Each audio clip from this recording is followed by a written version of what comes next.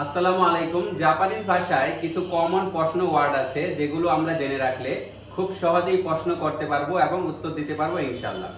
যেমন দারে অথবা দোনাতা অর্থ কে, নান অথবা নানি অর্থ কি, দোকো অথবা দোচিরা অর্থ কোথায়, দোরে অর্থাৎ কোনটি, দোস্তে অথবা নাজে অর্থাৎ কেন, দোন্না কি ধরনের, দো অর্থ কেমন, দোনোকুরাই অর্থাৎ কত সময়, দো ইয়াত্তে অর্থ কিভাবে, ইৎসু অর্থাৎ কখন, দোকো খারা অর্থাৎ কোথা থেকে, দোকো মাদে কোন পর্যন্ত, দারেতো কার সাথে, নানসাই অর্থ কত বছর, নাননিন কতজন,